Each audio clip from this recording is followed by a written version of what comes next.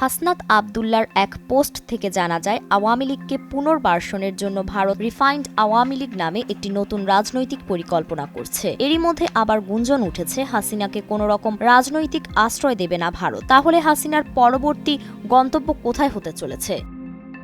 শেখ হাসিনা পতিত এক স্বৈরাচার। ২০২৪ সালের ৫ আগস্ট ঢাকার আকাশে তখন সূর্য হেলে পড়েছে, তবে রাজপথ তখনও উত্তাল, যেন দাবানল লেগেছে চারিদিকে। বিক্ষুব্ধ ছাত্র জনতা শহরের প্রতিটি অলিগলি কবজা করে নিয়েছে। সরকারের অস্তিত্ব তখন সির্ফ নামমাত্র। একদল স্রোতের মতো এগিয়ে যাচ্ছে হাসিনার তৎকালীন বাসভবন গণভবনের দিকে। এই ভবনে বসেই একসময় হাসিনা স্বৈরাচারের চূড়ান্ত রূপ দেখিয়েছেন। তবে পরিস্থিতি যখন নিয়ন্ত্রণের বাইরে চলে গেল, তখন আর গদির মায়া তাকে ধরে রাখতে পারল না। রাজপ্রাসাদ ছেড়ে তিনি পালাতে বাধ্য হলেন। সাধারণ ফ্যানের দিন শেষ, পাকিস্তানি বাংলাদেশ।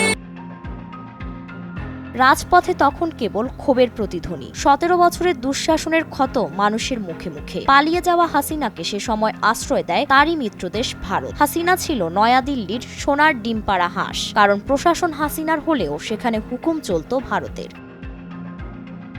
তবে রাজনীতি বড়ই নিষ্ঠুর খেলা। যে ভারতকে হাসিনা ১৫ বছর আশ্রয় দিয়ে রেখেছিল, সেই ভারত হাসিনাকে কয়েক মাসও আশ্রয় দিতে পারল না। তারাও এখন গলার কাটা সরাতে চাইছে। দিল্লির কূটনৈতিক মহল মুখে কুলুপ এঁটে থাকলেও ভেতরে ভেতরে তারা বুঝতে পেরেছে, হাসিনা এখন তাদের জন্য বোঝা। এক সময় সোনার ডিম পাড়া হাঁস, এখন যেন তাদের গলার ফাঁস।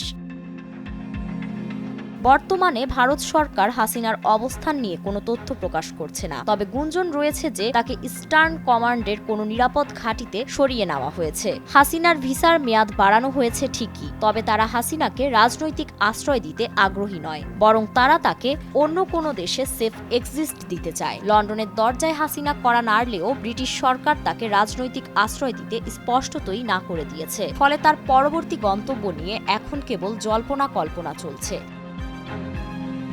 হাসিনার রাজনৈতিক আশ্রয়ের বিষয়টি আরও জটিল হয়েছে যখন আন্তর্জাতিক অপরাধ ট্রাইব্যুনাল হাসিনার বিরুদ্ধে গণঅভ্যুত্থান, হত্যা, গুম, ক্রসফায়ার, পিলখানা হত্যাকাণ্ড, শাপলা চত্বরে হেফাজতে ইসলামের সমাবেশে হত্যাকাণ্ডের মতো গুরুতর মানবতা বিরোধী অপরাধের অভিযোগ ওঠে।